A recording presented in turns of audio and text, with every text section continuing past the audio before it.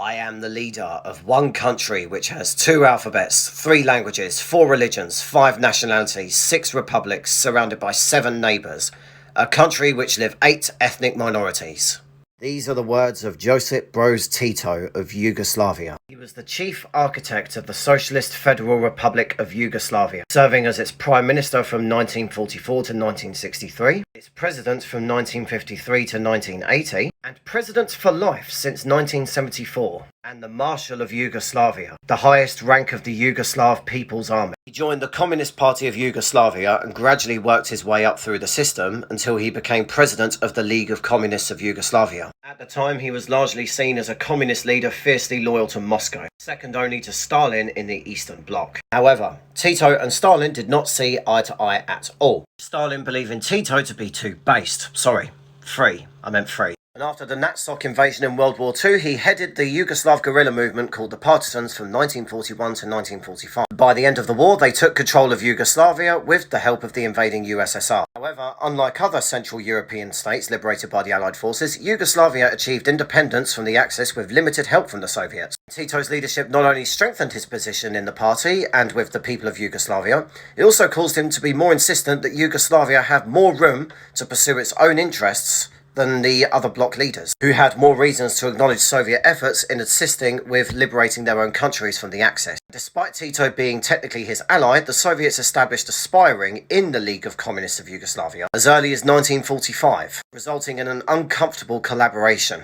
In 1948, he was the first member of Cominform to resist Soviet leadership. He was the first leader during Stalin's era to leave Cominform altogether to start his own socialist program. During the early years after the war, he did have a strong devotion to traditional Marxist ideas. His governing stance at the time was seen to be a bit like a monarch. His excursions across the country in the former royal train mimicked the royal tours of the previous royal families, such as the Karađorđevics. In fact, he even followed the traditional royal ritual of being a godfather to every 9th son in Serbia, appearing whenever the 9th child was born to the family, to congratulate the parents and give them a gift of cash. Naturally, this was seen as sexist at the time, so he adjusted it to include the 9th daughter as well. Tito's decision to undertake large-scale repression against government rivals was a crucial result of the tensions between Yugoslavia and the USSR. These were not restricted to known or suspected Stalinists, but he also included Communist Party members and anyone who expressed affinity with the Soviet Union. And a bit like with Gaddafi, I looked everywhere to try and find an official figure of how many people died in various persecutions and purges under Tito. The closest I can find, and I'm not sure how much of it is true, is the University of Hawaii, which claims that 500,000 people were killed, stating that many of these would have been collaborators, anti-communists, rival guerrillas, Ustashi and critics, the rich, landlords,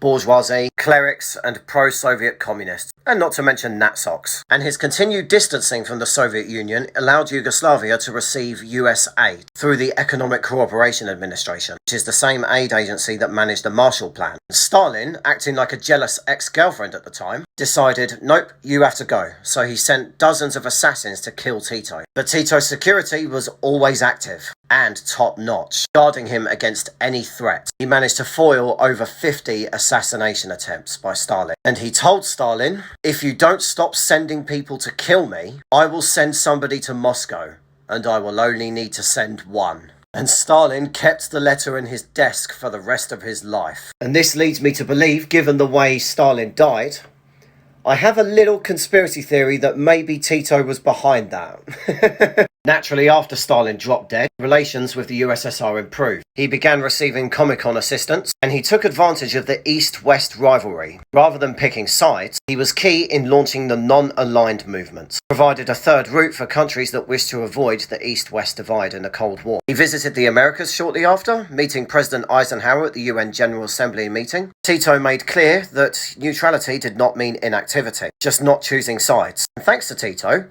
many Yugoslavs were exposed to Western culture, leading them to see themselves closer to Western Europe culturally rather than Eastern, which promoted the country's formal name change to the Socialist Federal Republic of Yugoslavia in 1963. Private enterprise was fostered, and religious expression was loosened. Economists in Yugoslavia championed the model of market socialism. Employees owned and managed their own businesses, which competed in open and free market. Tito managed to keep racial tensions in check by delegating as much power to each republic as feasible. SFR Yugoslavia was characterized in the 1974 constitution as a federal republic of equal nations and nationalities, united on the concept of brotherhood and solidarity in pursuit of special and common interests, which, I'm not going to lie, sounds amazing as hell. Each republic was granted freedom to self-determination and even secession, as long as it was done legally. He also granted significant autonomy to Kosovo and Vojvodina, the two component provinces of Serbia, including de facto power in the Serbian parliament. He created a huge cult of personality around himself, which the League of Communists maintained after his death, or at least tried to. And like with all dictators, Tito also had a secret police, which was modelled on the KGB, where members were always present and frequently active extrajudicially against middle-class intellectuals, liberals and Democrats. Tito eradicated any flowerings of nationalism that jeopardised the federation. His Yugoslavia was founded on respect for country. Nationalities were guaranteed the right to use their own language under Yugoslav law. He was widely regarded as a unifying figure, as his